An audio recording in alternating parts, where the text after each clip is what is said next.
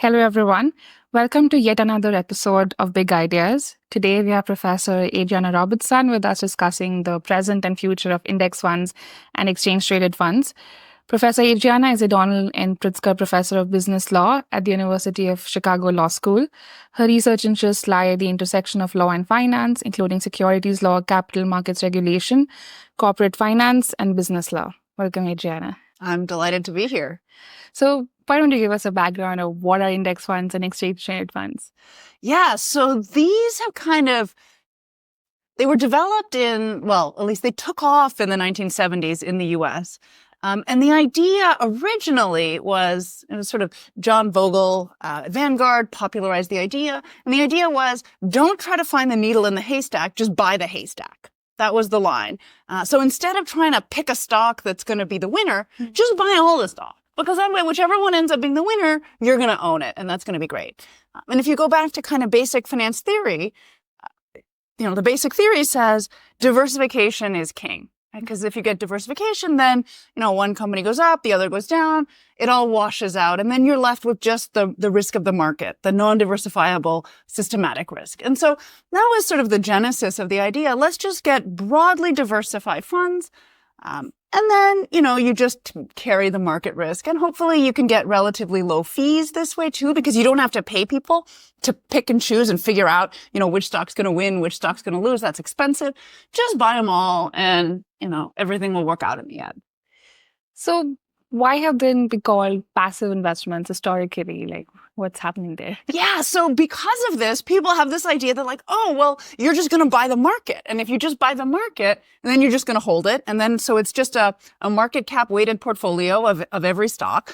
And then there's nothing to do, right? You just sit on it, you hold it, it's passive, right? You buy it, you go to sleep.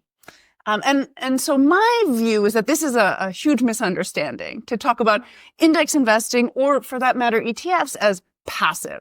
And in fact, I wrote a paper a few years ago called Passive in Name Only, where the idea is please just stop saying that. I don't know how successful I've been at getting people to stop saying that, but at least that's my view.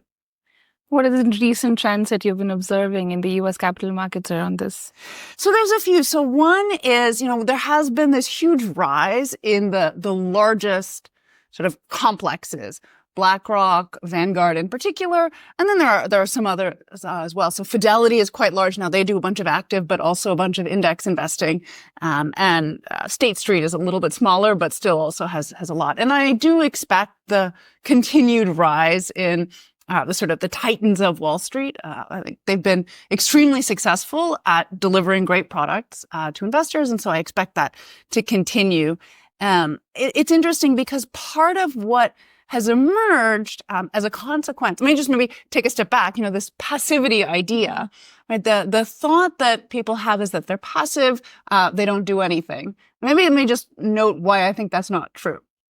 So the first reason I think that's not true is that, somebody has to make the index. So if you think, wow, we're just going to buy the whole market and not have to think about it, well, first you have to figure out what your market is. So I think the most well-known example of an index to track would be the S&P 500, right? People talk about that. It came up this morning at the conference.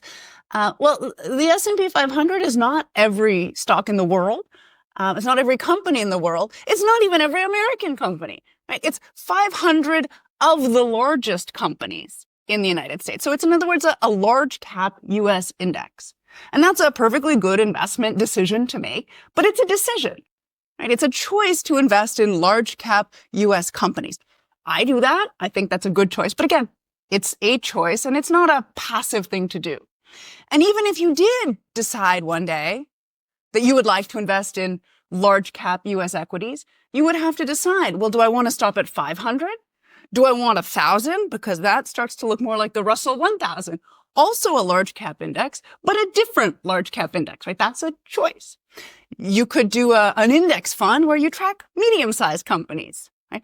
Or smaller companies, or more companies. Or you could do something like an MSCI World Index where you try to track more of the world, right? So in other words, somebody has to make the index, and making the index involves making a whole lot of choices, right? What's going to be in, what's going to be out. So right away, this is not passive, right? This is a choice that people make.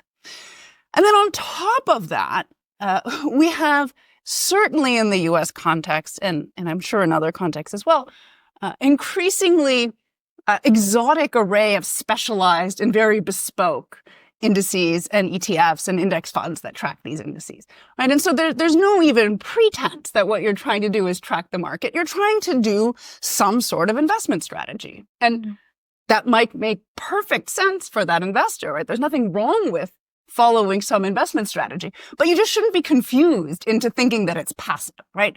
It's a choice that you make and you choose to track this index, right? That's a choice and you should just be aware that you're making that choice. And then on top of that, even if you are buying an index fund that tracks a well-known index, like say the S&P 500, the fund sponsor, right, the folks that are managing that fund, they actually have lots of choices that they make in figuring out how they're going to track the index. And they have quite a lot of discretion in choosing, am I going to buy all 500 of the companies on the S&P 500, or am I just going to do a sample? Am I going to use some derivatives to track some of these things? And so there's lots of choices that go into that as well. And then on top of that, I could just keep going. On top of that, even if you are one of these, like the largest asset managers, like BlackRock and Vanguard, they tend to track the index pretty closely. They want to have a low tracking error, but they also engage in stewardship, right? So they meet with managers, they vote their shares, they do all sorts of things, which is part of being an active, right, steward, fiduciary. And so there's lots of different levels of activeness, of choices, and of discretion, and of management that go into running these ETFs and these index funds. So this is why I think it's just confused to talk about passive in this context. It's just not. It's just a type of investment strategy. It could be an excellent investment strategy, but that's what it is, right? Okay. So with that all being said, now when we think about what are the trends going forward, so one is on this point about stewardship. There's been a lot of discussion in the US lately about the power that these big complexes have, like BlackRock and Vanguard have too much power in the sort of economy. That's been a complaint that we've heard from many different areas. And one response that they've had is, well, let's try to figure out how to give pass-through voting. So instead of having BlackRock or Vanguard's stewardship team vote the shares, let's see if we can come up with a way to let the investors in the funds vote the shares, right? Give the power back to the shareholders now, or to the fund investors, we should say. Now, that's a very complicated thing to do. And, it's very difficult for some end investor who's got 500, if it's an S&P 500 fund, or maybe it's a total market index, maybe there's over 1,000 companies in it. Trying to figure out how you're going to vote on every share is complicated and difficult. And so they've been working very hard to figure out how to make this pass-through idea work. So that's one of the trends that has been happening. And I expect there to be more movement on that. And we'll see where that goes.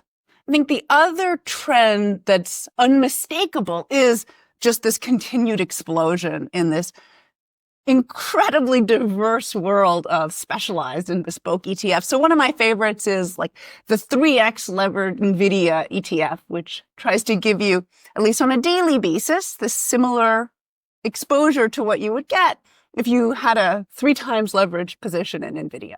Okay, so again, the idea that this is anything resembling a passive investment is very, very, very confused. It's not. It's a very active choice.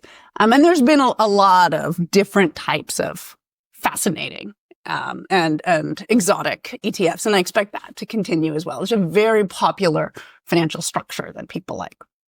And then the third trend that's quite interesting is the rise of crypto ETFs. And that's something that I think with the new administration coming in, which is much more friendly to crypto, I think that's almost certainly going to continue and expand in really interesting ways. So those are sort of 3 broad categories of things that, we've been seeing and expect to see more of. So what are the implications of the rise of these funds? What do you see in the broader context? Yeah, so, there's this running joke. It's been going on for years now, that index funds are Marxist, that they're going to ruin the capital markets, that nobody's going to engage in price discovery, and that's going to be terrible. I don't believe any of that. or this idea that, they either engage in too much stewardship, so they're taking over the world, or alternatively, they don't engage in enough stewardship, they're too passive. I think all of these things are wildly overstated. So on all three of these dimensions that, ETFs and index funds are going to destroy capital markets, I don't buy into any of it. I think that nothing in this world is perfect, or at least I have yet to meet a financial product that is perfect. But that doesn't mean that these aren't very, very good products. I think in particular, the sort of ultra low cost, broadly diversified index funds and ETFs that we have in the US markets, at least, are really one of the best financial innovations just for ordinary households, right? That you can get broad diversification for 2 or 3 basis points and be able to participate in the growth of the economy with whatever amount of capital you have to do that. It's amazing. This is a wonderful thing that, BlackRock and Vanguard and others have been able to provide to society. And I think we should applaud them and, encourage more of that type of financial innovation that really benefits ordinary households. I think these are generally good things. Again, not to say that it's perfect, but it's very good. I think the other interesting implication that I think about that I don't have a real answer to other than something I think about is at the same time as we've had this rise in the largest institutional investors in terms of the amount of capital they control, which is like now in the tens of trillions of dollars. We've also had the rise of the retail traders kind of flexing their muscles like we saw with GameStop a few years ago, AMC and a couple of others. So we've got the retailization trend, and this is often with sort of app-based brokerage accounts, which allow people to trade very easily on their phones. So we've got that coupled with these enormous asset managers that are investing pooled assets for often like the same people, or at least similar types of people. So there's a really interesting phenomenon going on in the capital markets right now that I'm very interested in keeping an eye on. What are you excited about going forward? What do you think is the future of these funds? So I think, the split between the really, really, really boring, ultra low cost, ultra highly diversified, set it and forget it. Not that the managers are forgetting it because they're engaged in all sorts of activities, but the rest of us are. And then the very bespoke funds, I think that trend is going to, continue. And I'm interested in seeing how that moves forward. I have been promised, because I read all of the announcements that are put out. Pass-through voting has been like 6 months away for the last, 3 or 4 years. So I'm very excited to see how that actually gets worked out. I think there are really interesting questions and issues. And I think that that's going to continue to become, or to stay, I should say, front of mind for these asset managers. And I'm really interested to see how the crypto ETFs continue to evolve, especially, with the change in the administration and what the new SEC's position is going to be on these types of assets. Because I think there's, I confess I've had some questions about the economic function that these funds are really providing for people. And so I'm really interested to see how that evolves and how the economic functions of those products continue to evolve as well. So exciting times ahead. Very much so. Thank you. Thank you so much for your time today. Oh, thank you.